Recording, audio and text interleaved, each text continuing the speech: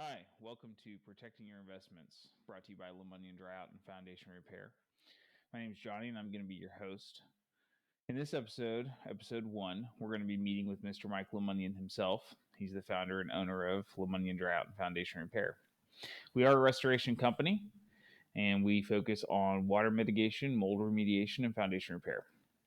So, the point of this podcast is to make you a more informed consumer, whether you're dealing with a restoration company or, like you'll see in future episodes, insurance, plumbing, HVAC, electrical, anything that's going to affect your number one investment for most people in their lifetime, which is their home. So come along with us on this journey, and we're going to go through all different kinds of information and resources and things that you can look up yourself and do a little research on. And that way, you know what you're looking at, and hopefully, you can prevent some of the most preventable water losses, foundation issues, and other issues that homeowners run into every single day. Hello, and welcome everyone to the first installment of Protecting Your Investments by Lemonnion Drought and Foundation Repair.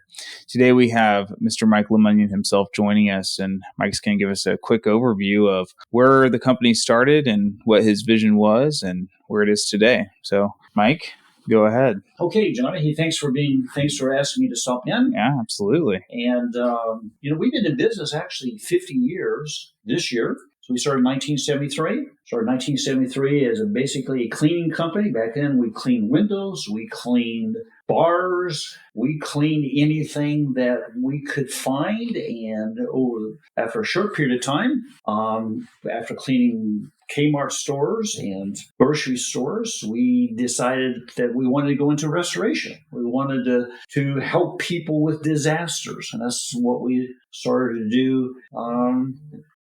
That's kind of evolved down to our day as well. Yeah.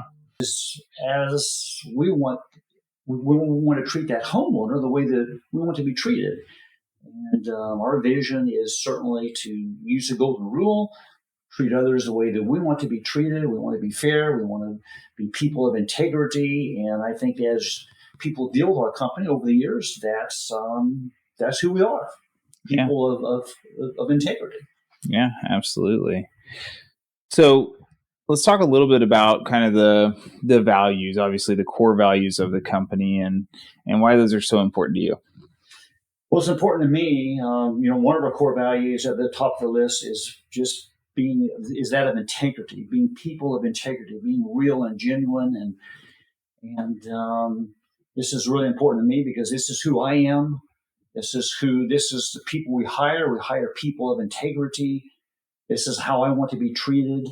And that's how we treat other people. So, for example, guys may go out and give an estimate or be asked to be giving an estimate on foundation repair. We go out there and there's not a problem. Maybe the problem is the slope itself. There's not a problem with foundation. They simply need to fill some dirt in. They simply need to drain the water away from the house. We do the evaluation. There's no cost or charge to that evaluation. And it doesn't cost them anything. We're not going to sell them something that they don't need, something that they can fix themselves. So that's who I am. That's who my wife is. We are people of integrity, and we certainly exhibit that by who we hire and by how we deal with the customer. Yeah, I think you kind of hit it on the head. You know, we've talked about reviews, and that's one of the big things is just the honesty that our guys have with the customer, and I think that's extremely important, especially when you're dealing with something so sensitive as, well, one of the largest investments most people make in their entire lifetime is going to be their home. Yeah. So obviously, we're talking a little bit about our crews and our guys already. Why don't you kind of give your synopsis on how our company works? Well, back in the old days, we had a lot of family working for us. My wife, my daughter, my sister-in-law, my brother-in-law, my nephew, and my mother-in-law worked for us. So it was a real family. And the way it works today is very similar. I don't have my mother-in-law still working for me. She retired. But we really try to work as a family. We try to communicate and truly work as a family and treat one another like family. That's how it works. That's how it started. That's how it works today. And obviously, that doesn't mean that we're not going to have problems or issues with miscommunication, et cetera, but we try to resolve those as quickly as possible, as family would do as well. Yeah. Well, and I guess the good thing with today is you don't have to go home with those people either. So that probably makes it a little easier. It's a little easier. It's a little easier. Yes, it is. Although I love my mother-in-law, but and all the other members of the family, but there were certain issues that did come up, which now is a little bit easier. Yeah. Oh, I can imagine that would probably be challenging for anybody.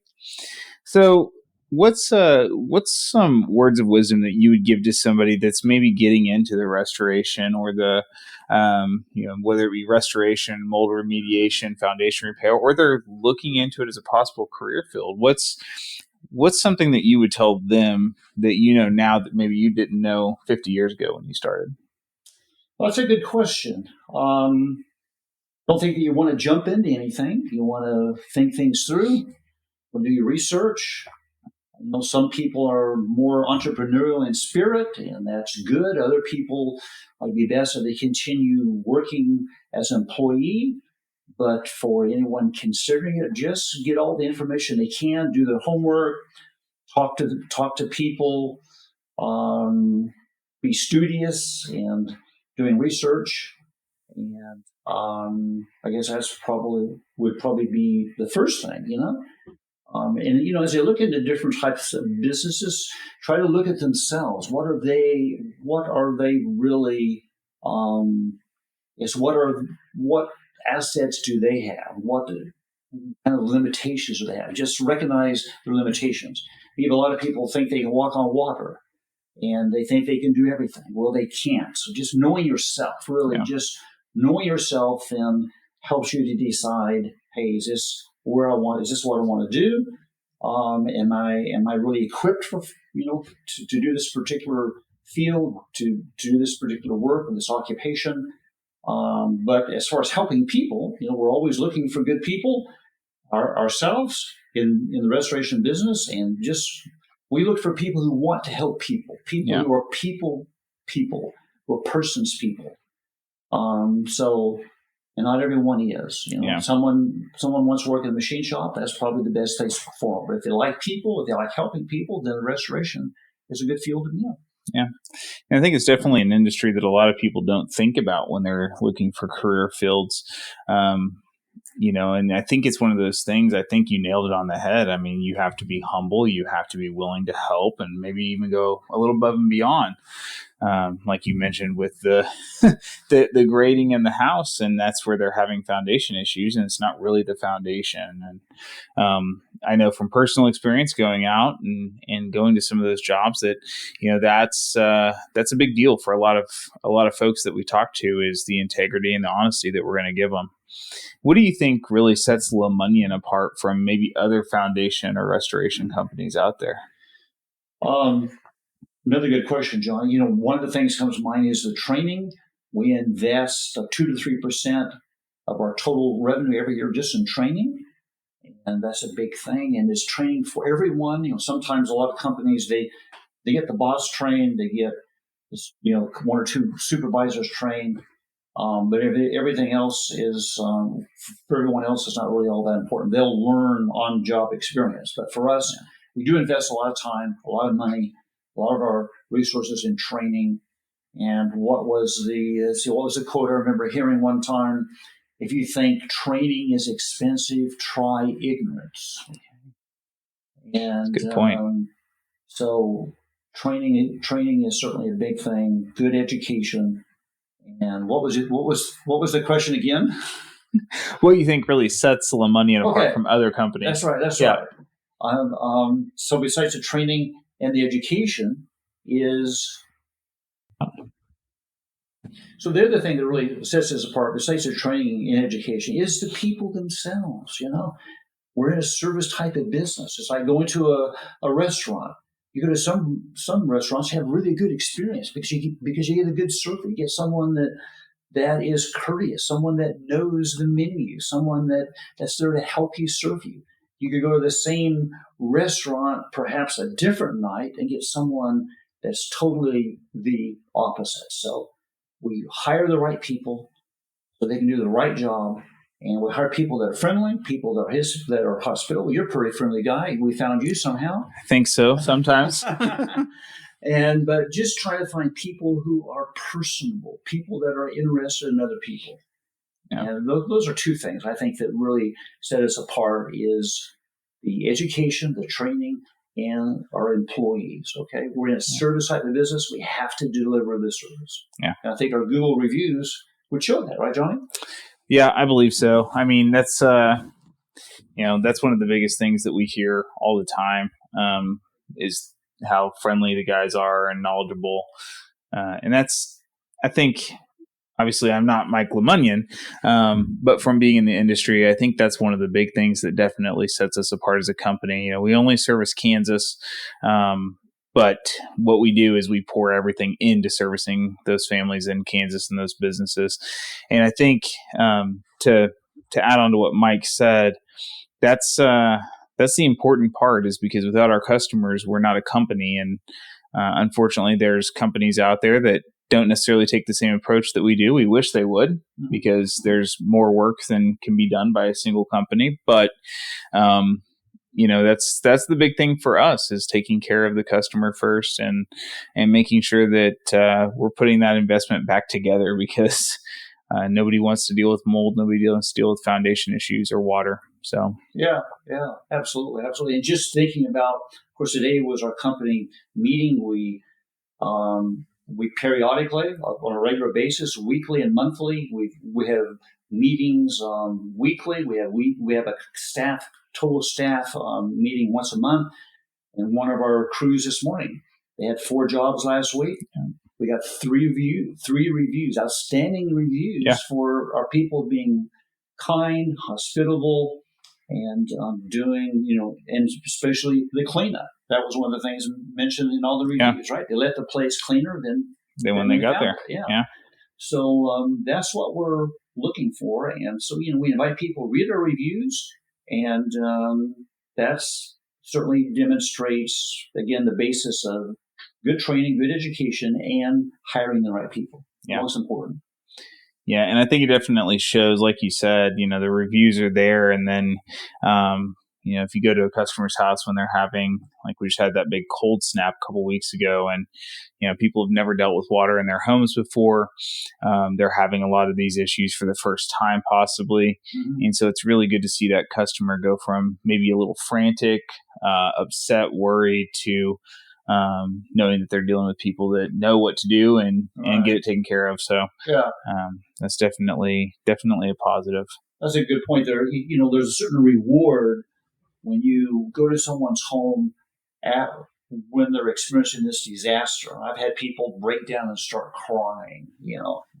They pour their heart out.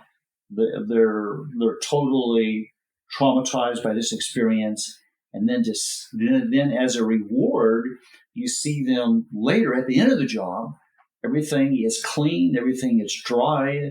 Everything is back to the way it was before. There's a certain reward in doing that. And that's what we see on a regular basis. That's what you experience after the freeze, right? After so many people having their houses or their businesses totally destroyed, we were there and able to restore them to this pre-loss condition. Yeah. And it really, I know I kind of asked you the question already, but for the audience out there, if you are considering a job in restoration and you have a heart and a passion for people, I would say there's a lot of science, a lot of math to learn, to figure out, to train on. But it's a lot of fun too. And you really get to see those transformations in people. And Mike is right. There's a reward that comes with getting to pull all your equipment off a job site, and people are ecstatic that their lives can go back to the way they were. Their kids can go downstairs and maybe play in the finished basement once it's put back together. That's a big reward all on its own. Absolutely. Yeah. It's a great business. It's a great field. I'm glad that I'm in the business, and there's obviously a lot more information available, a lot more education available than when we started decades ago. but it's a great business. We're here to help people. And again, whether people want to get into the business themselves or whether they want to work into the business, I think it's a great business to consider, particularly as the theme of the program here is protecting your investment. Okay? Yeah. People need to protect their investment. Yeah. No, I agree. Well, Mike, is there anything else you'd like to tell the audience or anything you'd like to leave them with? No, just thanks for having me on. And anything we can do to help you in the future, please keep us in mind. And we're going to be around decades into the future. Even though I'm an old guy right now, we've made plans for the business to continue. So we appreciate the opportunity to share a few moments here with you, Johnny. Well, thank you for... It wasn't so bad after all. No, it was easy. Thank you for coming in, Okay, Mike. thank you, Johnny. Okay.